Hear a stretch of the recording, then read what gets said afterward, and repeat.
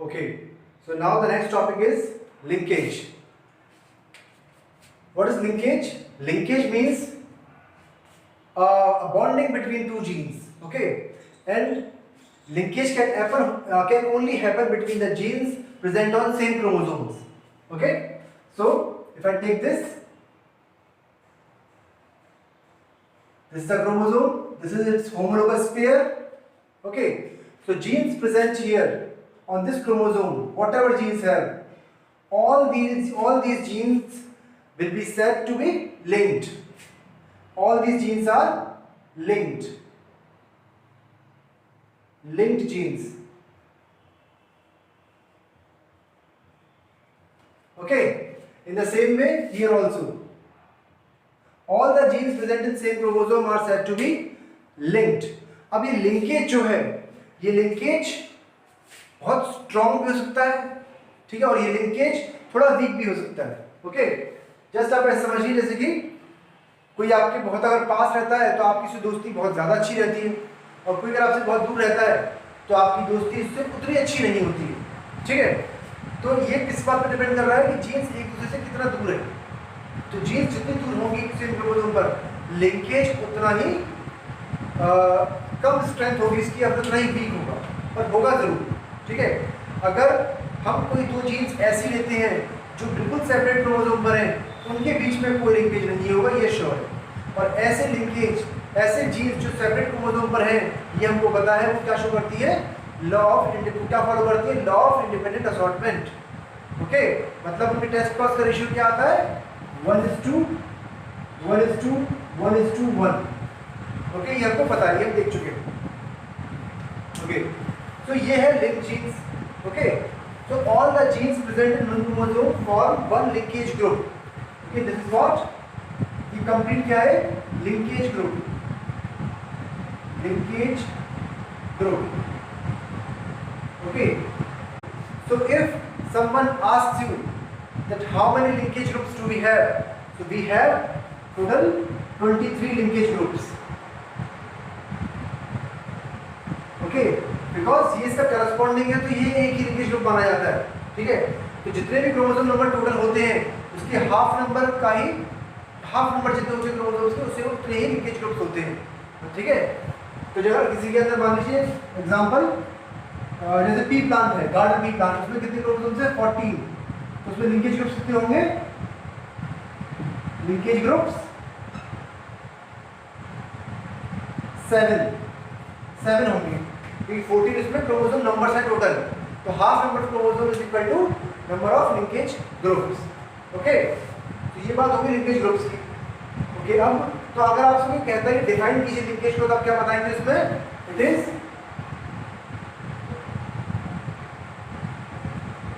Physical association between genes present on same chromosome.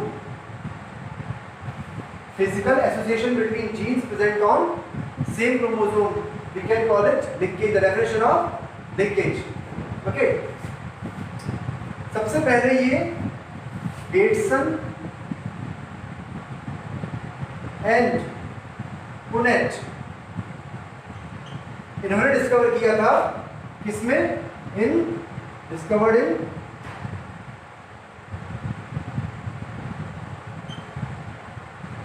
Sweet pea. Sweet pea plant में, sweet pea plant का जो scientific name है वो क्या है,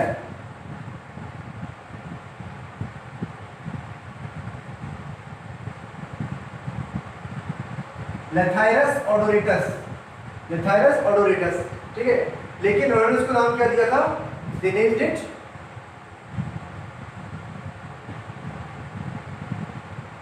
कपलिंग एंड रिपल्शन थ्योरी. ये थ्योरी काफी कुछ लिंकेज से मिलती जुलती है, पर फिर भी इस थ्योरी ने लिंकेज को एक्सप्लेन नहीं किया था. इसने ये तो बताया था कि एक क्रोमोसोम और जीन होंगे तो उनके बीच में कुछ एसोसिएशन होगा, कुछ रिलेशनशिप होगी, लेकिन वो लिंकेज को डिफाइन नहीं कर पाए थे फिर भी. तो फिर इसको बाद में इसने थॉमस हंट मॉर्गन ने, थॉमस हंट मॉर्गन ने एक्सप्लेन किया था, एक्सप्लेन इट लेटर,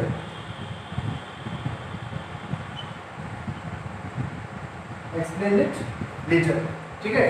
और इन्होंने इसको नाम दिया था क्या, by the name linkage, linkage, okay.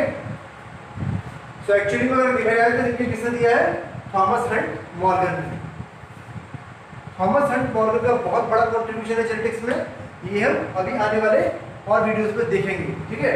और ये भी हम पढ़ेंगे कि what is the total contribution of Thomas Hunt Morgan in modern genetics, क्योंकि ये एक क्वेश्चन आता है एग्जाम में, बोर्ड्स में, ठीक है।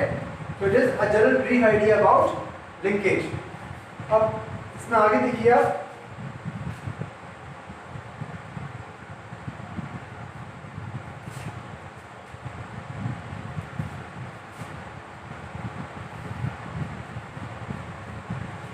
इसमें जो अरेंजमेंट है जीन्स का, मान लीजिए हम दो कैरेक्टर्स ले रहे हैं, if we are taking two characters, like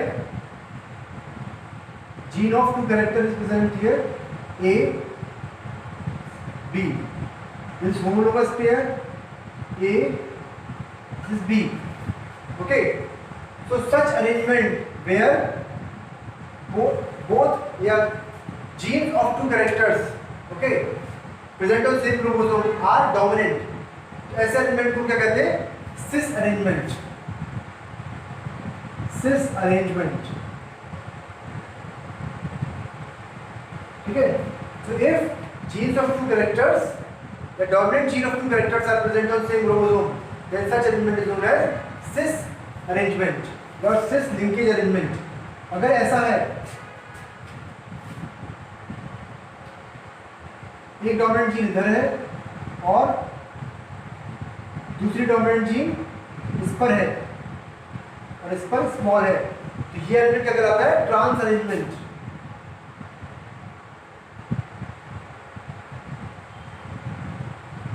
trans arrangement, cis arrangement and trans arrangement, ठीक है। तो याद रखिए ये किस बेस पर है कि डोमिनेंट जीन सेम क्रोमोसोम पर है या नहीं है। अगर है दो कैरेक्टर की सेम क्रोमोसोम पर तो वो सिस अरेंजमेंट कहलाता है, और अगर मैं सिर्फ दो जीन को लेकर चल रहा हूँ और भी ज़्यादा हो सकती है, ठीक है। और अगर हम जो दो कैरेक्टर लेकर चल रहे हैं, हमने मान लीजिए किसी दो कैरेक्टर के बारे में स्टडी कर रहे हैं, अगर उन दोनों कैरेक्टर की gene dominant gene same chromosome पर है और रिसेसिव जीन दूसरे होमोलोगस क्रोमोसोम पर है, तो ऐसा अरेंजमेंट क्या कहलाता है, सिस अरेंजमेंट। और ठीक इसका उल्टा क्या कहलाता है, ट्रांस अरेंजमेंट। मतलब एक कैरेक्टर की डोमिनेंट जीन एक क्रोमोसोम पर और दूसरे कैरेक्टर की डोमिनेंट जीन दूसरे क्रोमोसोम पर, दूसरे होमोलोगस क्रोमोसोम पर, ठीक है। तो ये कहलाता है ट्रांस अरेंजमेंट, ओके। एक चीज याद रखिएगा क्या, कि स्ट्रेंथ ऑफ लिंकेज,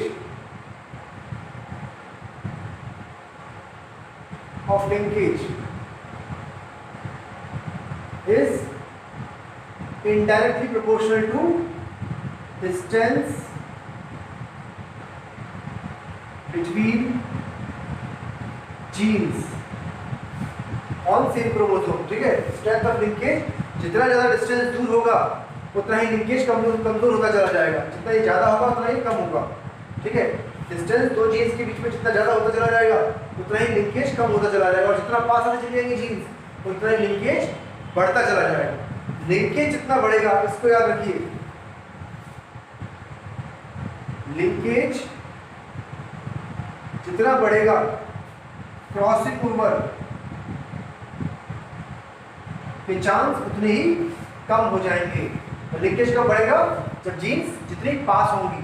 हम जो दो कैरेक्टर्स ले रहे हैं, अगर उनकी जीन बहुत जितनी पास होती चली जाएंगी, जितनी पास होंगी उतना ही इसमें क्रॉसिंग ओवर के चांस कम हो जाएंगे। क्रॉसिंग ओवर की वजह से ही क्या होता है, सेग्रीगेशन ऑफ जीन्स होता है। ये हम लॉ ऑफ सेग्रीगेशन में हमने देखा था, ठीक है। तो क्रॉसिंग ओवर नहीं होगा अगर प्रॉपर, तो सेग्रीगेशन नहीं होगा। तो याद रखिए, जितना ज्यादा लिंकेज उतना ही कम crossing over.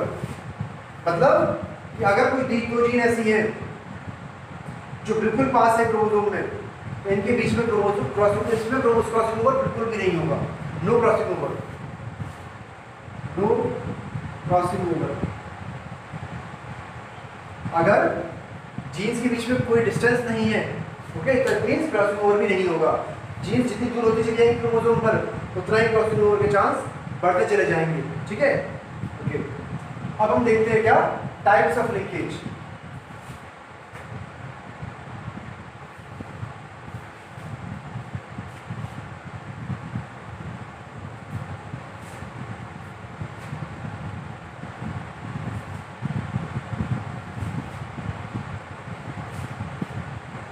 Types,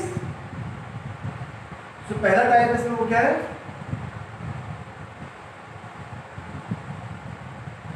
complete linkage. दूसरा टाइप है वो क्या है, इनकम्प्लीट लिंकेज। तो इसमें पहला लिंकेज समझते हैं, कंप्लीट लिंकेज। देखिए कंप्लीट लिंकेज का मतलब क्या है, जो मैंने अभी आपको बताया था, मतलब when genes are so close that there is no distance between them, then those two genes will show complete linkage. Means no distance between genes. तो वो जीन्स जो होंगी दोनों वो क्या शो करेंगी, वो कंप्लीट लिंकेज शो करेंगी। अब मॉडर्न ने कंप्लीट लिंकेज फाइंड आउट किया था, और इन्होंने किस पे एक्सपेरिमेंट किया था, ड्रोसोफिला पर। किस पर, ड्रोसोफिला मेलानोगैस्टर पर, ड्रोसोफिला मेलानोगैस्टर पर किया था। ठीक है, इसको हम क्या कहते हैं, कॉमन लैंग्वेज में फ्रूट फ्लाई, फ्रूट फ्लाई भी कहते हैं। मतलब ये क्या है, जो फ्रूट्स के ऊपर जो राइपेंड फ्रूट्स होते हैं, जो पके हुए फल होते हैं, उनके ऊपर जो बड़ी सी एक मक्खी घूमती है, वही क्या होती है, फ्रूट फ्लाई। ठीक है, तो इसके ऊपर उन्होंने एक्सपेरिमेंट किया था। तो कंप्लीट लिंकेज का हम जरा क्रॉस देखते हैं। उन्होंने क्या किया था, रेड आइड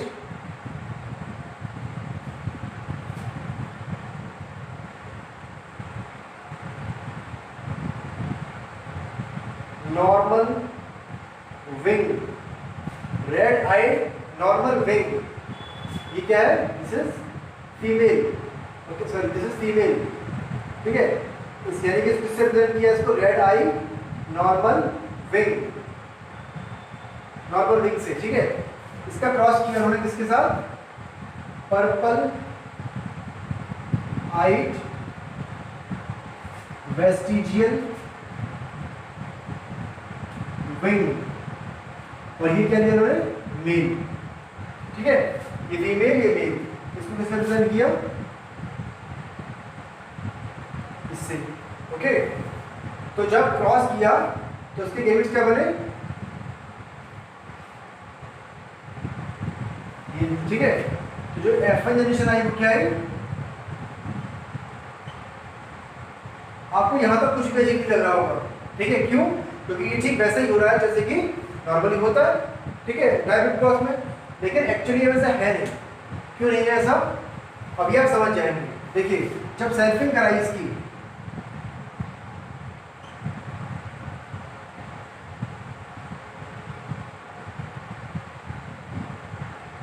जब सेल्फिंग कराई इसकी तो क्या हुआ, तो जो गैमेट बनेंगे, इसके गैमेट्स क्या बनेंगे, इसके सिर्फ दो गैमेट्स बनेंगे। अब क्यों बनेंगे दो गैमेट्स, क्योंकि ये जो जीन है R और W, ये दोनों सेम क्रोमोसोम पर और कंप्लीट लिंकेज शो कर रही है, मतलब इनके बीच में डिस्टेंस नहीं है। आप ये समझिए, इस तरीके से है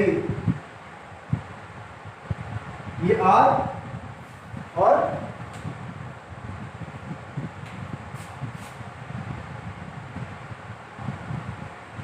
ये W, ये देख रहे हैं बिल्कुल पास में जीन्स है R एंड W, तो इनमें कंप्लीट लिंकेज शो हो रहा है। तो ये जीन्स साथ में रहती है, इनमें क्रॉसिंग ओवर इनको अलग नहीं कर पाता, तो ये साथ में रहेंगी। मतलब कि ये जो जीन्स है R एंड W, ये साथ में ही, ये साथ में रहेंगी, अलग नहीं हो सकती है। मतलब गैमेट्स क्या बनेगा, दोनों को मिलाकर गैमेट्स बनेगा, ये R और RW के गैमेट बन गया। दूसरा गैमेट क्या होगा, स्मॉल r स्मॉल w। क्यों, क्योंकि ये दूसरे क्रोमोसोम पर प्रेजेंट है, स्मॉल r स्मॉल w, ये भी कंप्लीट लिंकेज शो कर रही है, तो ये भी साथ में रहेंगी, ये भी साथ में रहेंगी, ये साथ में है। तो दूसरा गैमेट क्या बनेगा, ये। बस 2 गैमेट बनेंगे, 4 गैमेट नहीं बनेंगे। क्यों नहीं बनेंगे? Because these two genes cannot be separated, these two genes cannot be separated, ये साथ में ही रहेंगी। तो ये 2 ही गैमेट्स बनेंगे, जबकि डायहेप्टिक क्रॉस जो होता है वो नॉर्मली क्या होता है, इसमें 4 गैमेट्स बनते हैं। यहाँ भी ऐसे ही हुआ था, यहाँ भी ऐसे ही हुआ था, लेकिन क्योंकि सेम टाइप के गैमेट्स बन रहे थे तो हमें पता नहीं चल पाया यहाँ पर। लेकिन यहाँ पर क्योंकि डिफरेंट टाइप के गैमेट्स बनेंगे तो हमको पता चल गया। ठीक है, ओके। इसके भी दूसरे में ऐसे गैमेट्स बनेंगे, आर डब्ल्यू और स्मॉल डब्ल्यू सेम। ठीक है, अब अगर हम इसका F2 जनरेशन निकालेंगे तो क्या आएगा,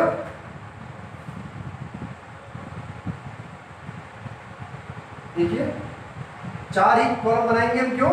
2 गैमेट्स के और 2 गैमेट्स के।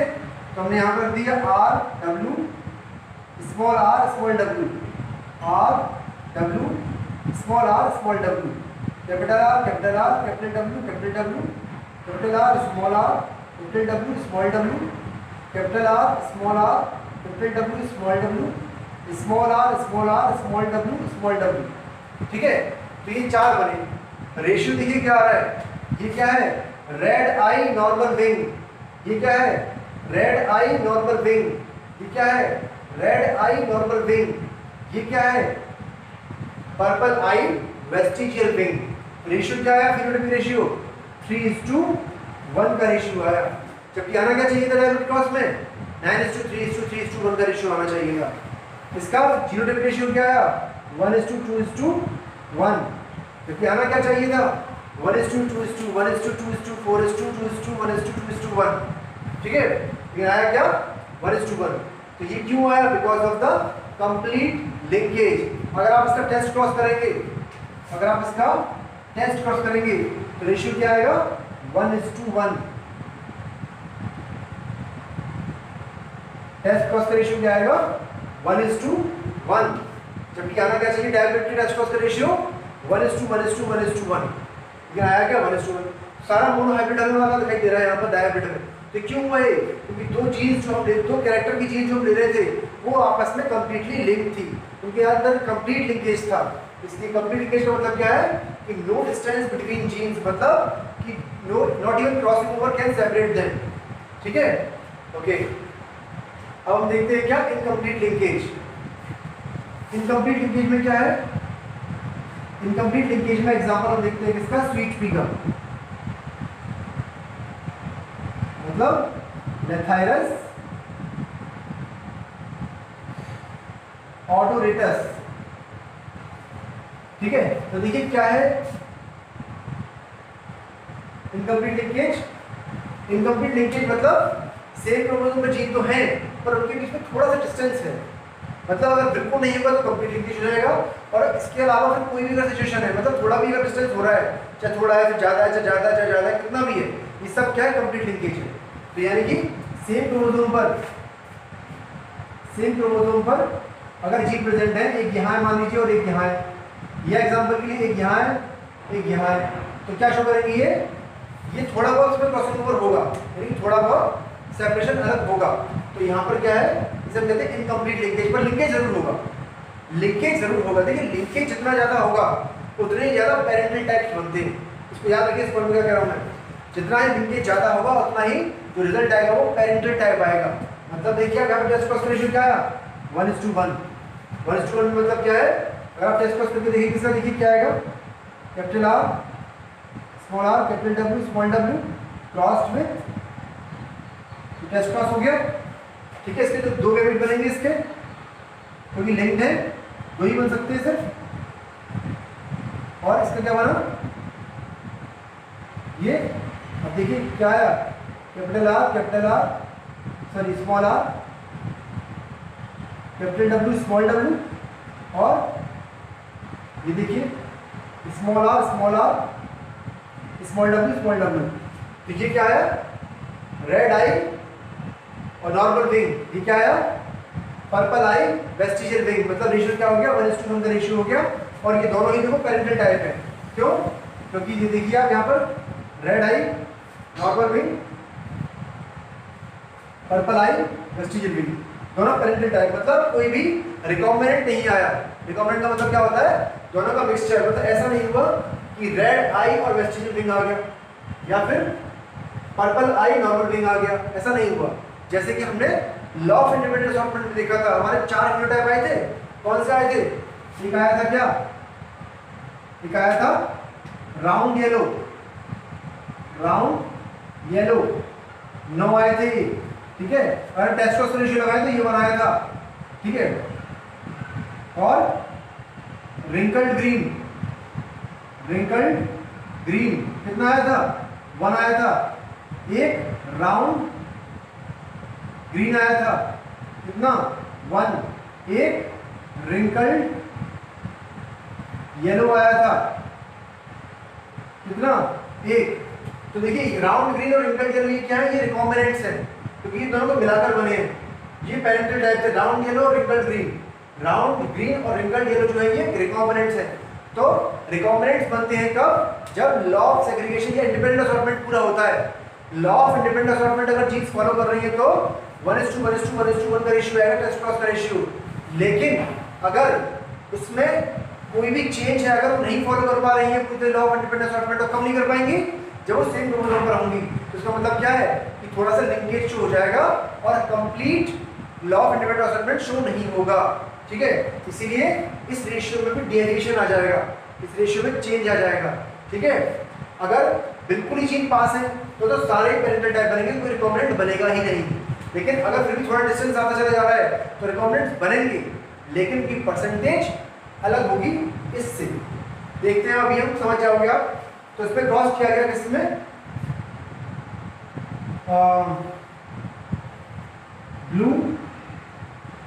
ब्लू कलर फ्लावर वाला प्लांट लिया गया स्वीट पी का, और उसके जो पॉलन थे वो कैसे थे? Long, blue long.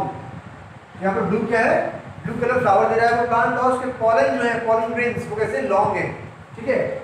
और ये क्या है? रेड राउंड, रेड कलर का फ्लावर है और राउंड पॉलन है। तो इसको रिप्रेजेंट कर रहे हैं किससे? इससे, इससे रिप्रेजेंट कर रहे हैं, ठीक है। इसके जो गैमेट बनेंगे क्या बनेंगे? ये बनेंगे। इसके जो गैमेट बनेंगे क्या बनेंगे? ये बनेंगे। एफ जनरेशन क्या है? ये है, ठीक है। इसके बाद की कहानी हम निकाल नहीं सकते क्रॉस से, वो एक्सपेरिमेंटल चीज है। हम दिखाते हैं इसमें रिजल्ट क्या आएगा।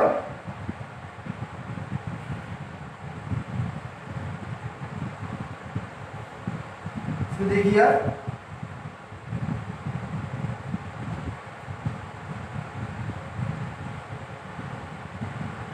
यहां पर देखिए ये क्या है? Blue long, blue long. ये दूसरा क्या है? रेड राउंड, रेड राउंड, ठीक है। यहां पर हम एक कॉम्बिनेशन लिखते हैं इसका, वो क्या है? Blue round. और एक नेक्स्ट लिखते हैं हम क्या? Red long. ये रिकॉम्बिनेंट्स होंगे, combination blue round long red, ठीक है, रेड लॉन्ग। अब देखिए इन दोनों को क्या कह सकते हैं? पेरेंटल टाइप, क्योंकि ये दोनों पेरेंटल टाइप है, और ये दोनों तो है रिकॉम्बिनेंट टाइप, रिकॉम्बिनेंट टाइप। अगर तो हम एक्सपेक्ट क्या कर रहे हैं? हम एक्सपेक्ट कर रहे हैं कि इसका जो टेस्ट क्रॉस का रेशियो आएगा वो क्या आएगा?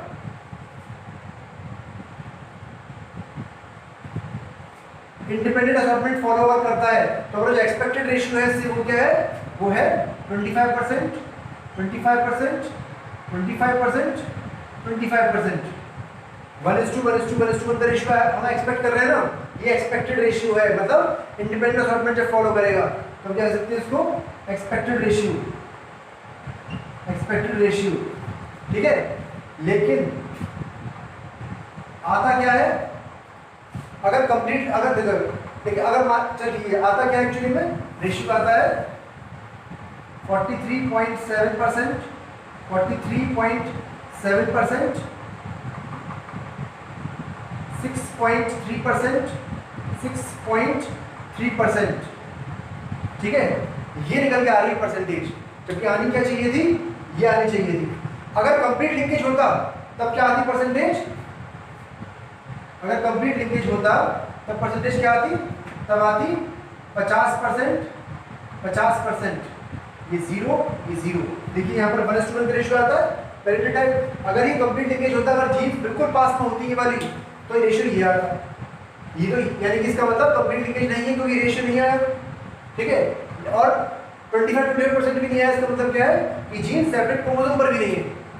अगर होती तो law of independent assortment follow करती और ये रेशियो आता। आया क्या? ये परसेंटेज आई है, ठीक है। ये परसेंटेज शो कर रही है क्या कि जीन्स के बीच में डिस्टेंस है और वो सेम क्रोमोसोम पर भी है, मतलब कुछ लिंकेज शो कर रही है लेकिन कंप्लीटली पेरेंटल भी नहीं आ रहा, तो कंप्लीट एकदम पास भी नहीं, ठीक है। तो ये चीज शो करती है क्या? Incomplete linkage. और ये क्या है? Complete linkage, complete linkage. और ये क्या है? एक्सपेक्टेड रेशियो, मतलब independent assortment, independent assortment. Actually में जो इसका टेस्टोस्टेरोन रेशियो आता है, पता है वो क्या आता है?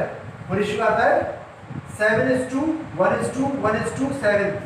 आप देख रहे हैं यहाँ पर पेरेंटल टाइप ज्यादा बन रहे हैं, यानी कि सेम क्रोमोसोम पर है, तो डेफिनेटली क्या होगा? जब आप 1:1:1:1 से कंपेयर करोगे तो क्या होगा? यहाँ पर पहले पेरेंटल टाइप कितने बन रहे थे? 1:1, यहाँ पर कितने बन रहे? 7:7, ठीक है। तो यहाँ पर क्या हुआ?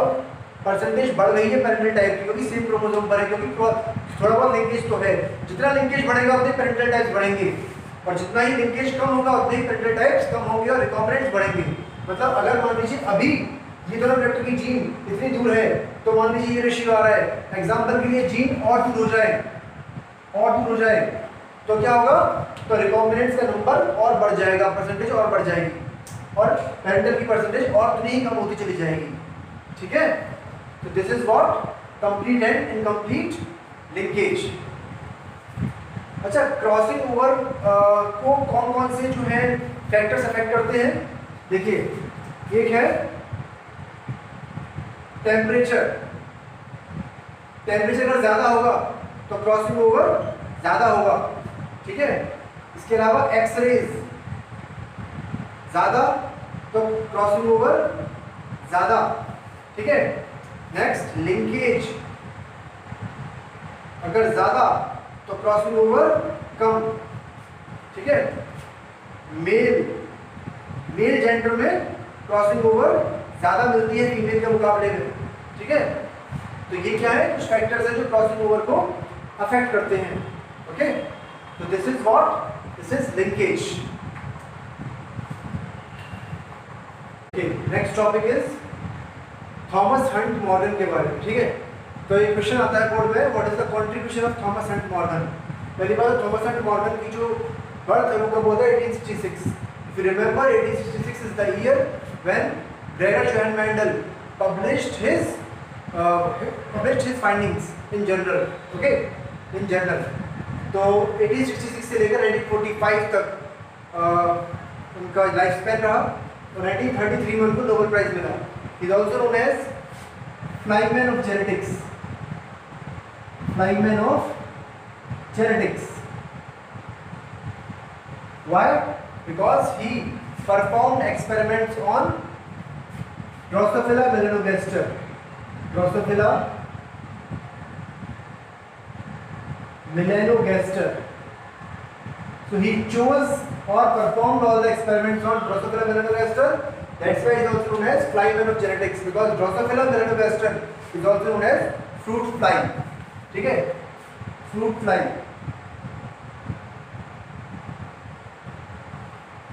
Okay.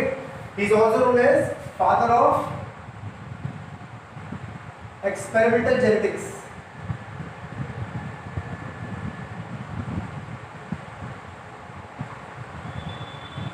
Experimental genetics.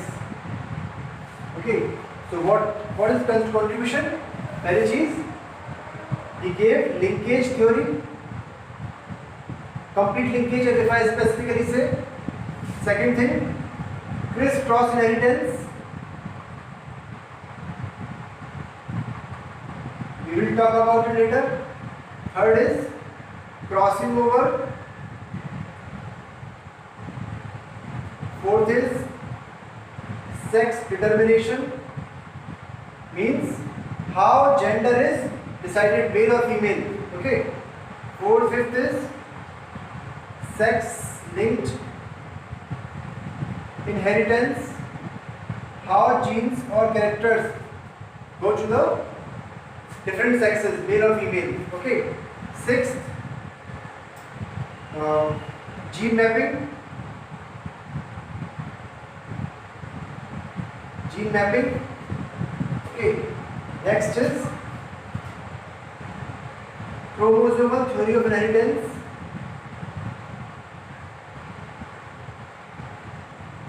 Inheritance. Okay. So he gave all these things, and these were very, very useful in the genetics. That's why he is known as father of experimental genetics. Okay. So why he chose Drosophila melanogaster for an experiment? This is also a question which comes in bold. So these are the points. First is, it was easily available. Easily available. What do you mean easily available?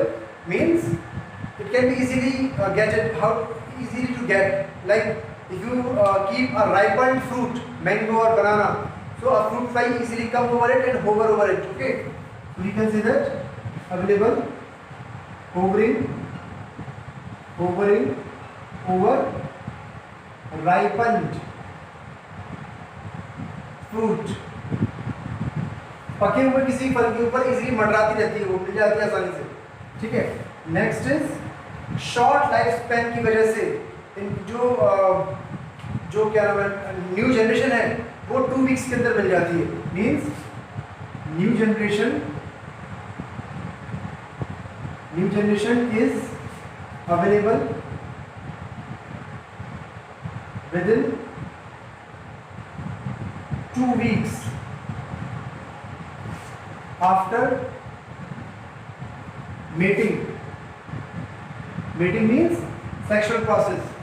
Okay. Third is easily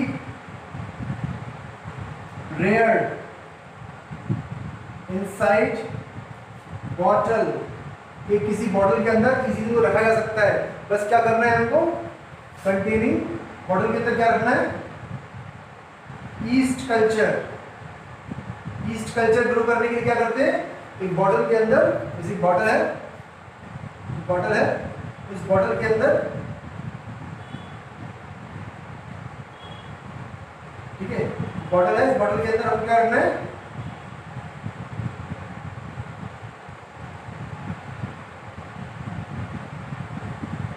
agar, molasses, sugary content यहाँ पर रख देंगे हम.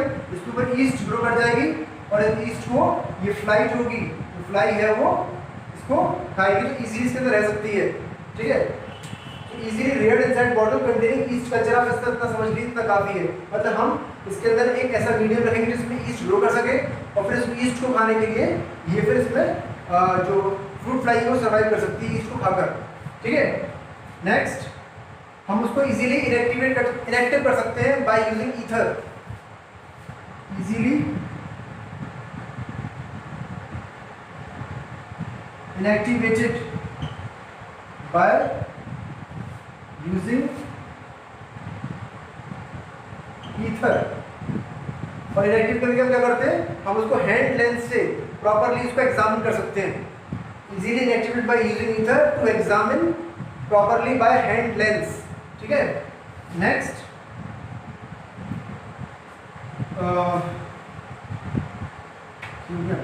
जो male और female है वो quite distinguishable है.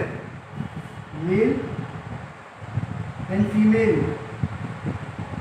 Are quite distinguishable.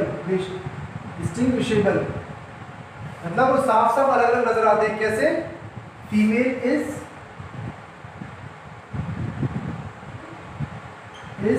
bigger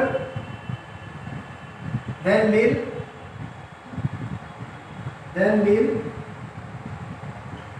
ठीक है.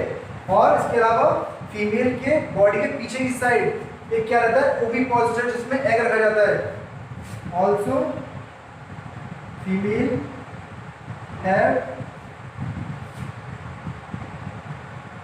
Ovipositor at rear end. मतलब पीछे का एंड जो है, तो ऐसे पीछे ऐसे करके एक्स्ट्रा स्ट्रक्चर निकला हुआ उसके ओविपोस्टर, इसमें वो अंदर एग रखती है फीमेल, तो ओविपोस्टर की वजह से वो अलग से पहचान लेते हैं कि ये फीमेल है। तो इजी डिस्ट्रीब्यूशन है क्योंकि फीमेल तो बड़ी है मेल से, ऊपर से ऑल्सो फीमेल है ओविपोस्टर एट रियर एंड, ठीक है। तो ये सारे कुछ रीजंस हैं जिसकी वजह से कि ड्रोसोफिला मेलानोगास्टर को चूज किया मॉर्गन ने, किसके ऊपर चूज किया, पी प्लांट के ऊपर, okay. He chose Drosophila melanogaster over P plant because of these reasons, okay.